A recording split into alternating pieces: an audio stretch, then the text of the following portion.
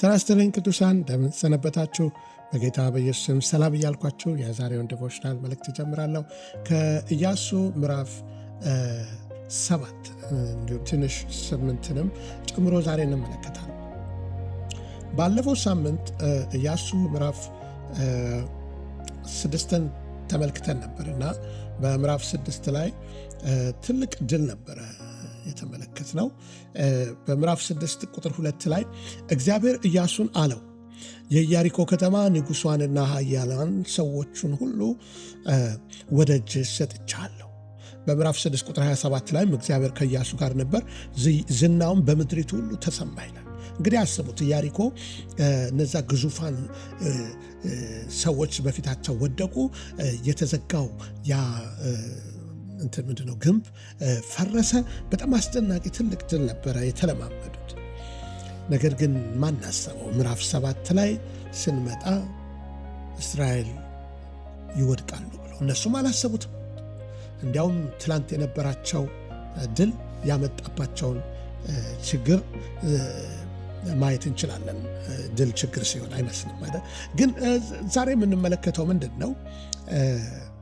እግዚአብሔር የቀጣይ የሆነ ድል ለእናንተ አዘጋጅቷል። ይሄን ልላችሁ እፈልጋለሁ። በፊታችሁ የተቀጣጠሉ በተከታታይ የሚሆኑ ድሎች በፊታችሁ ይጠብቋቸዋል። ነገር ግን ይህ የተቀጣጠለውን ወይም ኮኔክትድ የሆነውን ድል ለመለማመድ የሚያስፈልገን ጥበብ፣ የእግዚአብሔር ጥበብ ያስፈልገናል። ዛሬ የምንመለከተው ሐሳብ እነዛን ጥበቦች የሚያስታጥቀን ይሆናል። የመጀመሪያው ጥበብ 1 ብንለው ጠላትህን ዝቅ አድርገህ አትመልከት የሚል ነው። አትናቀው እንደማለት ነው። ኢያሱ ምዕራፍ 7 ከቁጥር እስከ 2 እና 3 ላይ ኢያሱ ሰዎችን ከኢያሪኮ ወደ አይን ላካቸው። ሰዎቹም ወደ ኢያሱ ተመልሰው ይላል፣ ሕዝቡ ሁሉ ወደዚያ አይውጣ፣ 2000 ወይም 3000 ሰዎች ወጥተው አይን ያጥቁ። አይናውያን ጥቂቶች ናቸው፣ ሕዝቡ ሁሉ አታድክም አሉት።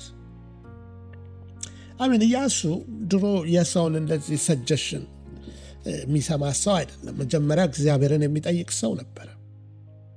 ነገር ግን አሁን እነዚህ ሄደው የሰለሉ ሰዎች ያሉትን እንደገና ደግሞ በእነሱ ግምት ይህን ያህል ደግሞ እነዚህ በጣም ጥቂት ናቸው፣ ኢያሪኮን የመሰለኛ ግንብ አፍርሰን ያንን ሁሉ ድል ያገኘ ነው፣ አሁን ጥቂት ሰዎች ሄደው ቢዋጉ በራስ መተማመን የሚባለው ነገር ሲገባ ታዩታላችሁ እዚህ ጋር። ከዛም ኢያሱ 7 ከ4 እስከ 5 ስናነብ ከሕዝቡ ወደ 3000 የሚያህል ሰዎች ወደዚያ ወጡ ይላል። በምክሩ መሰረት ከአናውያን ፊት ግን ሸሹ። አይናውያንም 36 ሰዎች ገደሉ። ሕዝቡ ልብ ፈዘዘ፣ ውሃም ሆነ ይላል። በቃ አሳደዷቸው።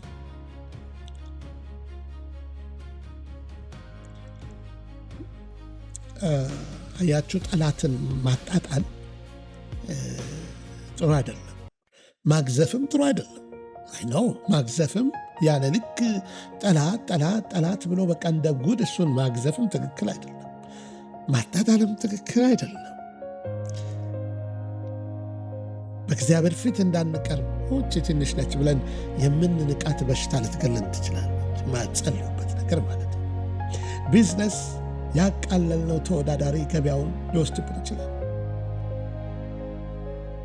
ትንሽ ምክንያቶችን ቸላ ከማለት፣ ለምሳሌ ጭንቀትን፣ ፍርሃትን፣ ጭንቀትን፣ በተለይ ጭንቀት፣ ንዴትን፣ እነዚህ ሌላ የጤና ቀውስ ሊያመጡብን ይችላል። ትንሽ የምንላቸው በቤተሰብ ውስጥ ያለፉ ትንሽ ግጭቶች መፍትሄ ካላገኙ ቤቱን ሊያፈርሱ እንደሚችሉ ልንረዳ ያስፈልጋል። ትንንሽ ፋይናንስ የምናወጣቸው ነገሮች፣ ባላስፈላጊ ነገሮች፣ ትንንሽ ዕዳዎች፣ ትንንሽ ብክነቶች ትልቅ ጉዳትን ሊያደርሱ ይችላል። ዲስፓይስ አናርገው ለማለት ነው። ኤኒዌይ ዋናው ግን ኢያሱ የነዚህን ኤክስፐርቶችን ምክር ተቀብሎ ኤክስፐርት ምክር አትቀበሉ እያልኩ አይደለም። ግን እግዚአብሔርን ማማከር የመጀመሪያው ስቴፕ ሊሆን ይገባል። ነገር ግን ትላንት ያገኘናቸው ድሎች ዛሬ ደግሞ ነገሮችን አቅለን ሊገፋፉ ይችላልና መጠንቀቅ አለብን። ሁለተኛው ነጥቤ ያለ እርሱ ፍቃድ ጦርነት ውስጥ አትግባ። አንድ መዝሙር አላት ዳንኤል ይሁን የዘመረው ያለ እርሱ እንደማይሆን ተረዳው። እሺ ያለ እርሱ ከእርሱ ጋር ካልሆነ ለዚህ ዳዊት ሲል አንተ ካልወጣ ሙሴ ነው ያለው፣ አንተ ካልወጣ አታውጣን ከዚህ አለ። በቃ አንተ አብረን ካልሆንክ።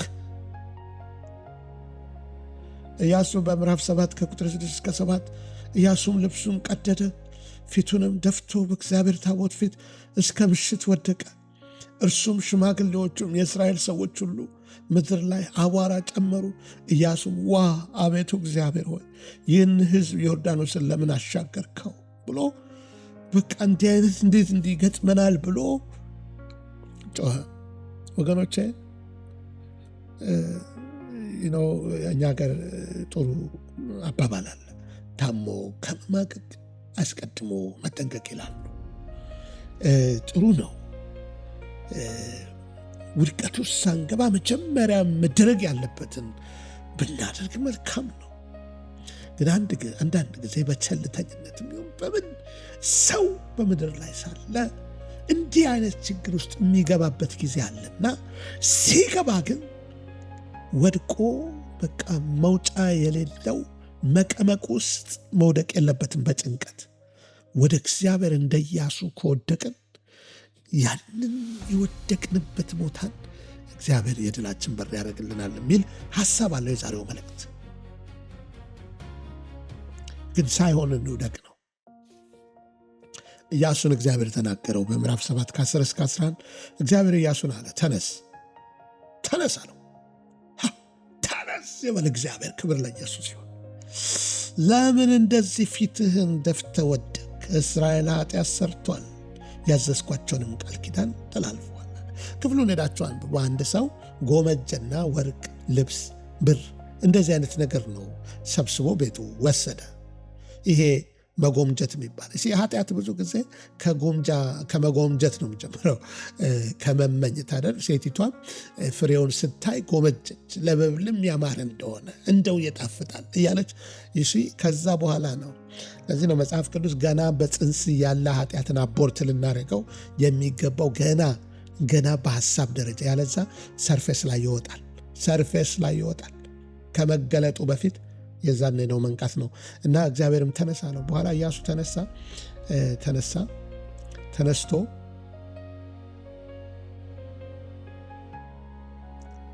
ያደረገው ነገር ነበር። በጣም የሚገርማችሁ ነገር ምንድን ነው?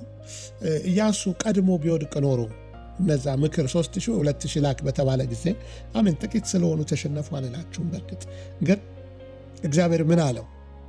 በምዕራፍ 8 ቁጥር 1 ላይ እግዚአብሔር ኢያሱን አለው፣ አትፍራ፣ አትደንግጥ፣ የጦሩ ሰዎችን ሁሉ ይዘህ ተነስ፣ ወደ አይን ውጣ ነው። አይንን፣ ንጉሷን፣ ህዝቧን፣ ከተማውን፣ ምድሪቱን ወደ እጅ ሰጥቼዋለሁ አለው። ሁሉንም ሰራዊት ይዘህ ውጣ። ቅድም 3000 2000 በቃል ያሉት እግዚአብሔር ሁሉንም ይዘና ሁሉንም ሄደ ይዋጓል። አሜን።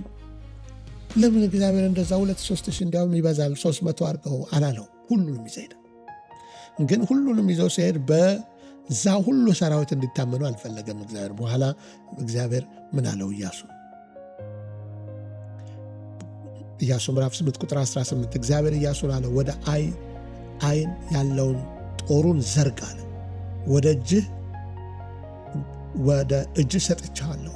ኢያሱም ጦሩን ወደ ከተማው ዘረጋ ይላል። መሃት ሰራዊት ቢወጣም የኢያሱ ጦር እንደዚህ ጦሩን ሰብቆ ወደ ከተማው ዳይሬክሽን አድርጎ ቆሟል። በቃ ጦሩ እዛ ይዋጋል። እሱን ባያደርግስ ኖሮ ያ ሁሉ ጦር ይሸነፍ ነበር ማለት ነው። መንፈሳዊ ውጊያ አለ።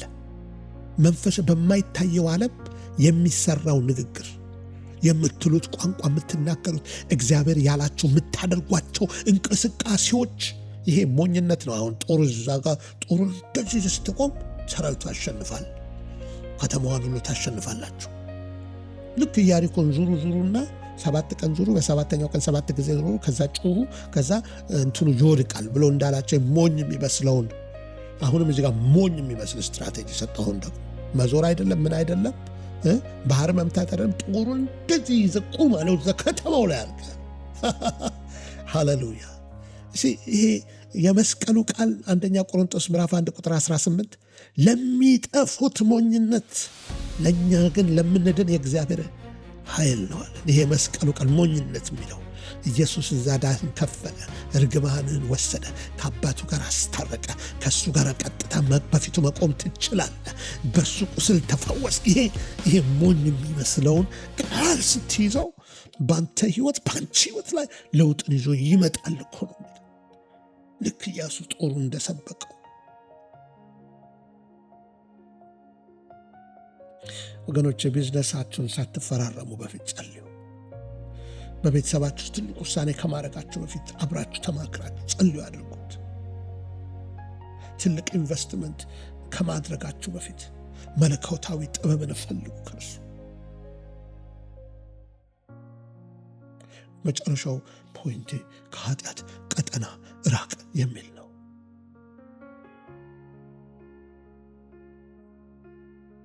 ይሄ ቀይ ቀጠና ሬድ ላይኑን አትተላለፍ። ኢያሱ 7:1 ላይ እግዚአብሔርም ልጆች ስለ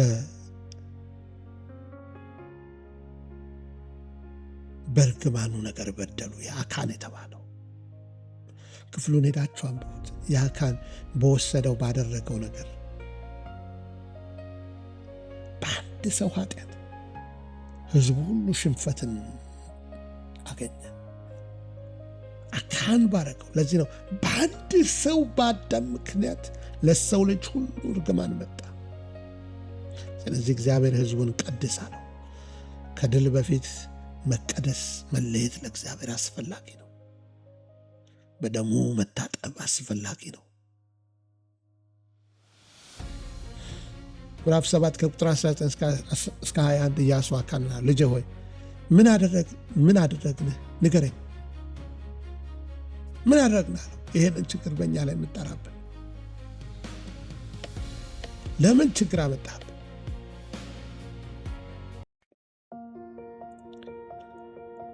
እግዚአብሔር አምላክ ኃጢአት ሰርቻለሁ አላከ።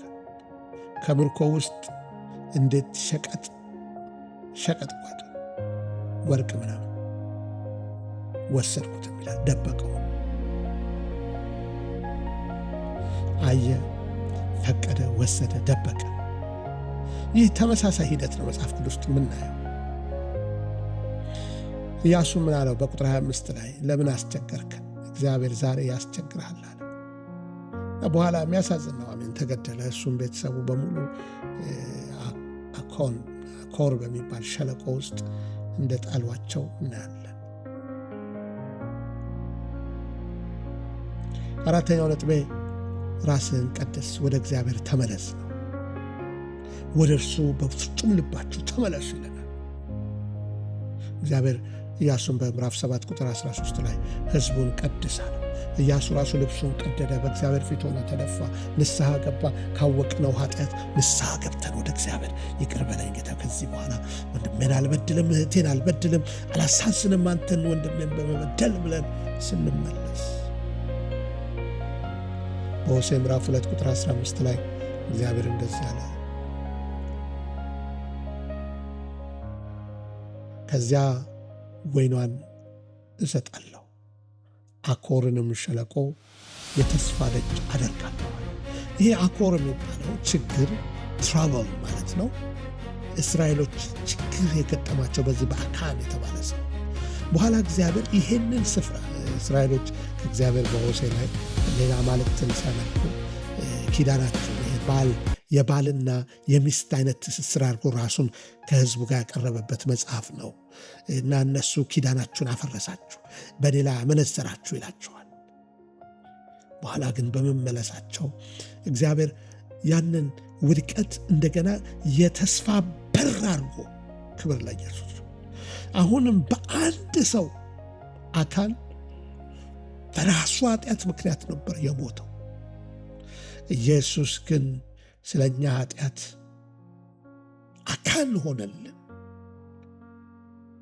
ግማናችንን ሁሉ ተቀብሎ የአካል መሞት ለእስራኤል ድል እንዳመጣው እግዚአብሔር ከቁጣው እንደተመለሰ እንዲሁ የኢየሱስ ክርስቶስ መሞት የእሱን ቁጣ ከሰው ልጅ ላይ መለሰ።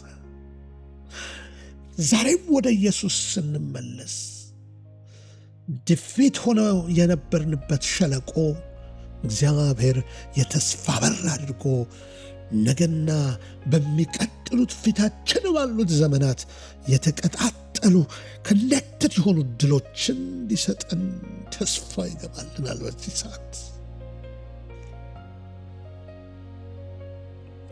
በሽንፈት ሸለቆ ብትሆኑ ዛሬ ይህን የተስፋ በር ወሰዱት። ኢየሱስ ወደ አንተ መጣው በሉት። ሕይወቴን እሰጥሃለሁ በሉት። ኢየሱስን የግል አዳኛችሁ አድርጋችሁ ካልተቀበላችሁ ይህን ጊዜ ለእሱ ስጡት። ጌታ ኢየሱስ በሉ በዚህ ሰዓት ና ወደ ሕይወቴ ግባ። ኃጢአቴን ሁሉ ባፈሰስከው ደም እንድታጥብልኝ እጠይቃለሁ። የሕይወቴ አዳኝና ጌታም አድርጌ እቀበልሃለሁ።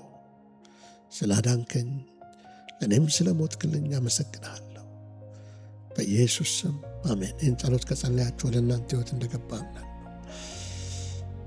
በጸሎት ልዘጋ እወዳለሁ። አባት ሆይ ኢያሱ ምዕራፍ 1 ቁጥር 9 አላዘዝኩህምን አለው እግዚአብሔር። ጽና፣ አይዞህ፣ በርታ፣ አትፍራ፣ አትደንግጥ፣ በምትሄዱበት ሁሉ ከአንተ ጋር ነኝ አለው። ዛሬ ጌታ ሆይ ይህንን ቃልን የሰሙት እህቶችና ወንድሞቼ በየትኛውም አይነት የአኮር ሸለቆ ውስጥ ቢሆኑ ዛሬ የተስፋ በር የሆነላቸው ዘንድ በኢየሱስ የመጣው ድል ያገኛቸው ዘንድ በኢየሱስ ስም ጸልያለሁ። የበሽታ ጉልበት፣ ማንኛውም የጠላት ተጽዕኖ በጌታ በኢየሱስ ስም እንዲለቅ፣ በነገር ሁሉ ድልን እንድትሰጣቸው ጸልያለሁ። ክፉ በኢየሱስ ስም እጁን ያንሳ። የጨለማ ጉልበት በኢየሱስ ስም የተባረረ ይሁን። የፈውስ ጉልበት፣ የማዳን ኃይል በሕይወታቸው ይገለጥ። ልጆቻቸውን ባርክ፣ ትዳራቸውን ባርክ፣ ቢዝነሳቸውን ባርክ፣ አገልግሎታቸውን ባርክ። እግዚአብሔር ሆይ እንደ ቃል በፊታቸው ባሉት ዘመናት ድልን በድልን ድል በድል የተከታተለ ድል የሆነላቸው ዘንድ ጸልያለሁ። ሳምንቱ ሁሉ ለእያንዳንዱ ሰው የድል ሳምንት ይሆን ዘንድ በጌታ በኢየሱስ ስም ጸልያለሁ። የአኮር ሸለቆን የተስፋ በር አድርገህ ስለሰጠህን እናመሰግንሃለን። አሜን። እግዚአብሔር ይባርካቸው። የዛሬው መልእክት ከባረካችሁ ላይክ፣ ሼር በማድረግ ለሌሎች እንዲደርስ ታደርጉ ዘንድ ጠይቃቸው ወዳለሁኝ። ሰብስክራይብ ካላረጋችሁ ቻናሉን ሰብስክራይብ አድርጉ። ይህንን አገልግሎት በጸሎት በገንዘብ ምትደግፉ ሁሉ አመሰግናችሁ ወዳለሁ። በመቀጠል አድርጉት። መልካም ሳምንት። ደህና ቆዩኝ።